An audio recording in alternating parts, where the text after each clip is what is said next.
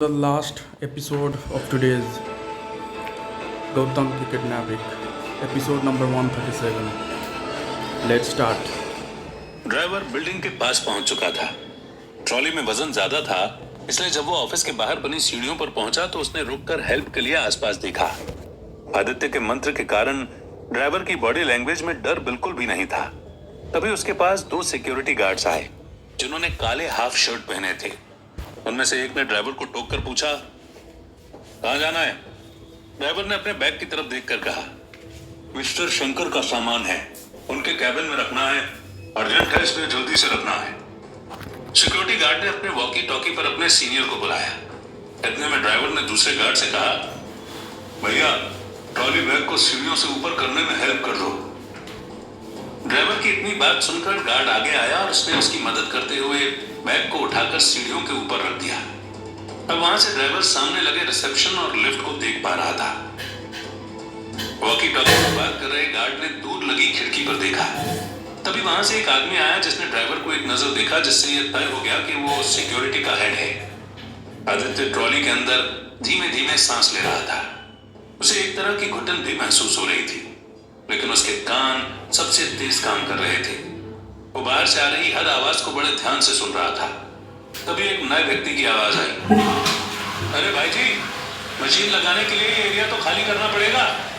वो रिसेप्शन वाली मैडम बोल रही है कि गार्ड्स को बुला लो, सामान उठा देंगे। आदित्य के मन में खुशी की लहर दौड़ गई, क्योंकि उसने लास्ट टाइम ऑफिस आते वक्त देखा था तो मशीन नहीं लगी है। तभी गार्ड की आवाज आई, मैडम से जाके बोल दे गार्ड्स हैं, मजदूर नहीं। अरे यार, तुम्हारी लड़ाई में मैं मशीन फिट नहीं कर पाऊंगा, मुझे और जगह भी जाना है, जो भी है जल्दी समझ लो। मशीन वाले ने दर्द भरी आवाज में कहा। ये बातें सुनकर आदित्य अंदर ही अंदर मुस्कुरा रहा था। तभी गार्ड ने कहा, जाके मैडम से बोल दे कि प्लीज सोफे हटवा दो, इस बैग वाले को जाने दो। वॉकी पर बात कर रहे गार्ड ने कहा। और ये सुनते ही आदित्य को थोड़ा सा सुकून मिला। अब उसके लिए गौतम के कैबिन तक जाना मुश्किल काम नहीं था, लेकिन काम अभी शुरू हुआ था। जब तक गौतम को वो बाहर नहीं लाएगा तब तक उसे सतर्क रहना था।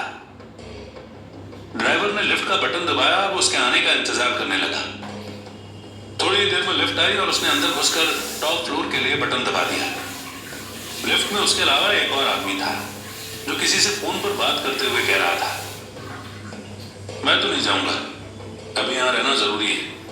लेकिन गौतम नहीं मान रहा।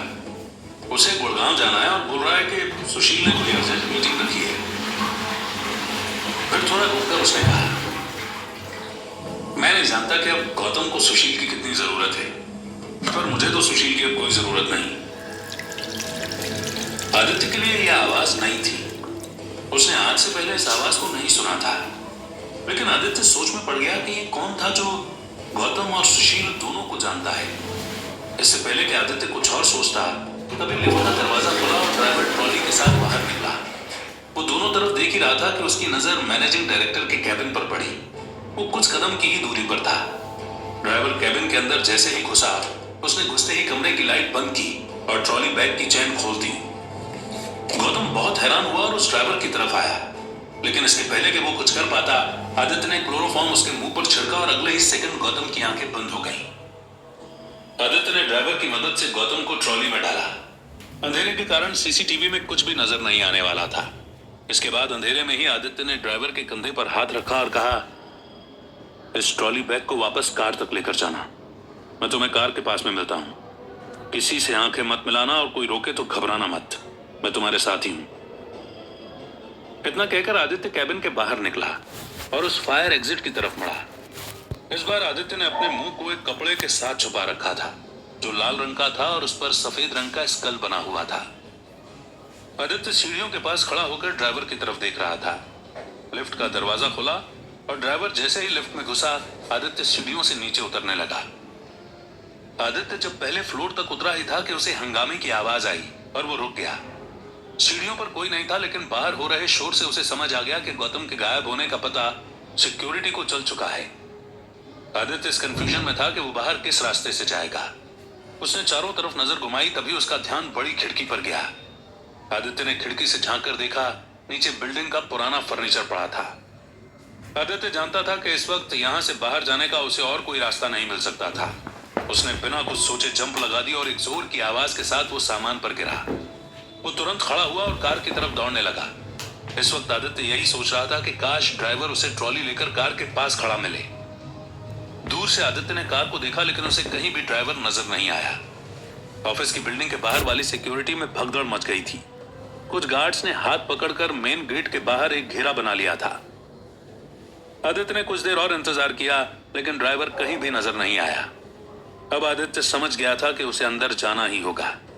उसने अपने मुंह पर बंधे कपड़े को एक बार कसा और वो गार्ड्स के घेरे की तरफ देखने लगा। इस घेरे को तोड़ना आसान काम नहीं था। उसने कुछ देर सोचा और फिर उसकी नजर अपनी कार पर पड़ी। वो तुरंत कार के अंदर बैठा और बिल्डिंग की तरफ कार चलाना शुरू कर दी। कार को अपनी तरफ आता देख गार्ड्स अलग थलग हो गए और घेरा टूट गया। आदित्य की कार की स्पीड इतनी तेज थी कि वो बिना रुके सीढ़ियां चढ़ गई, और जब गाड़ी रुकी तो आदित्य ने देखा कि ड्राइवर ट्रॉली बैग लेकर सामने रिसेप्शन पर खड़ा है। आदित्य को खुशी हुई, लेकिन अगले ही सेकंड वो गार्ड से घिरा हुआ था। गार्ड्स कार को चारों तरफ से ठोक रहे थे और आदित्य को बाहर निकालने की कोशिश कर रहे थे। आदित्य ने अपनी आंखें बंद की और एक सेकंड के लिए अपनी शक्तियों को नमन किया। इसके बाद आदित्य उन सब से लड़ने के लिए तैयार हो गया, लेकिन उसने मन में यह क्लियर किया कि उसका मकसद लड़ना नहीं, गौतम को यहाँ से लेकर जाना है। इसलिए जितनी जल्दी हो सकता है उसे ट्रॉली बैग तक जाना है और उसे गाड़ी में रखकर निकल जाना है। आदित्य गाड़ी से उतरा और अपने गेट के पास खड़े गार्ड को लात मारी। अब कार के आसपास खड़े सारे गार्ड्स आदित्य के आसपास खड़े होकर उसे मारने की कोशिश कर रहे थे। तभी आदित्य ने एक गार्ड को गर्दन से पकड़ा और उसकी नजर उसकी पिस्टल पर पड़ी। उसने उसकी पिस्टल निकाली और हवा में 2 गोलियां फायर कर दी। बिल्डिंग के बाहर का सारा शोर एकदम से शांत हो गया। आदित्य ने इसके बाद वो पिस्टल गार्ड की गर्दन पर लगाई और उसने सबको चिल्लाते हुए कहा, मुझसे दूर हो जाओ वरना इसकी खोपड़ी उड़ा दूंगा। इतना सुनते ही बाकी सब गार्ड्स दूर होने लगे, लेकिन सब आदित्य की एक गलती का इंतजार कर रहे थे, ताकि वो उसे इतना पीटे कि वो दम तोड़ दे। आदित्य ने पिस्टल को हवा में लहराकर सबको दूर रहने की वार्निंग दी और वो रिसेप्शन की तरफ बढ़ा। बिल्डिंग के बाहर अब सैकड़ों लोग इकट्ठा हो गए थे। आदित्य उन सबके बीच में गार्ड को लेकर आगे बढ़ रहा था। आसपास भीड़ होने की वजह से आदित्य को ड्राइवर नहीं दिख पा रहा था कि तभी स्पीकर से एक आवाज आई, तुम कौन हो और तुम्हें क्या चाहिए? आदित्य ने देखा कि पहले फ्लोर की खिड़की में से हाथ में माइक लेकर खड़ा सिक्योरिटी हेड आदित्य की तरफ देख रहा था। इसके बाद उसकी आवाज दोबारा आई, तुम सरेंडर कर दो क्योंकि यहां से वापस जाना अब मुश्किल है। इसके जवाब में आदित्य ने हवा में एक बार और फायर करा, जिससे भीड़ में एक हलचल हुई और लोग आदित्य से दूर हो गए। फिर आदित्य ने चिल्लाते हुए कहा, मुझे वो ट्रॉली बैग चाहिए, मैं उसे लेकर चला जाऊंगा। इस बीच में कोई मेरे सामने आया तो मैं उसे मारने में बिल्कुल भी संकोच नहीं करूंगा। आदित्य अब धीरे धीरे रिसेप्शन की तरफ बढ़ रहा था। भीड़ इतनी थी कि उसे कुछ फीट चलने के लिए भी एक संघर्ष करना पड़ रहा था। कुछ देर बाद आदित्य रिसेप्शन पर पहुंचा। उसने देखा कि ड्राइवर अभी भी ट्रॉली बैग लिए एक कोने में खड़ा है। आदित्य ने उसकी तरफ इशारा करते हुए कहा, तुम ये ट्रॉली उठाओ और मेरी कार में रखो। ड्राइवर ने डरते हुए उस ट्रॉली को उठाया कि तभी एक गार्ड ने उसे खोलने की कोशिश की, लेकिन उसमें पास कोड होने के कारण वो उसे खोल नहीं पाया।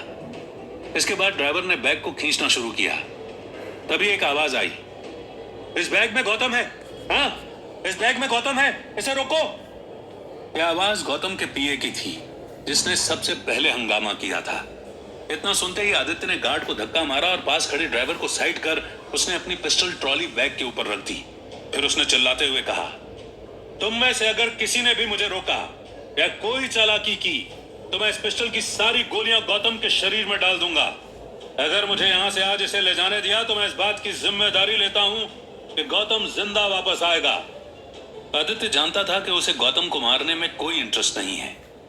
सुशील ने गौतम को किडनैप करना उसकी मजबूरी बना दी थी। ड्राइवर ट्रॉली के साथ कार के पास आ गया था। आसपास की भीड़ को गार्ड्स ने दूर करना शुरू किया। आदित्य ने गाड़ी का गेट खोला और सामने वाली पैसेंजर सीट पर ट्रॉली को रखने के बाद वो ड्राइविंग सीट पर बैठ गया। इसके बाद उसने तुरंत गाड़ी को पीछे किया कि तभी बाहर से कुछ गन शॉट्स फायर हुए, जो कार के फ्रंट मिरर में छेद करते हुए आदित्य की सीट पर आए। अगले ही मोमेंट गाड़ी सड़क पर थी और आदित्य ने पूरी स्पीड से वहां से गाड़ी को निकाला। आदित्य की गाड़ी के पीछे अब गाड़ियों की लंबी लाइन थी। उसने पलट कर देखा तो वो समझ गया कि इसे लेकर जाना इतना भी आसान नहीं है। आदित्य गाड़ी फुल स्पीड से चला रहा था। अपना शहर होने के कारण उसे रास्ते अच्छे से याद थे। उसने बाहर झांक कर देखा तो वो अभी एमजी रोड पर था। आदित्य को पता था कि यहाँ से कुछ 3 किलोमीटर दूर ही हाईवे है। अगर वो एक बार हाईवे पर लग गया तो उसके लिए भागना और भी आसान हो जाएगा। उसने पीछे देखा, हॉर्न बजाती दर्जनों गाड़ियां उसका पीछा कर रही थी। आदित्य को 1 मिनट के लिए उनकी आंखों से ओझल होना था, पर कैसे?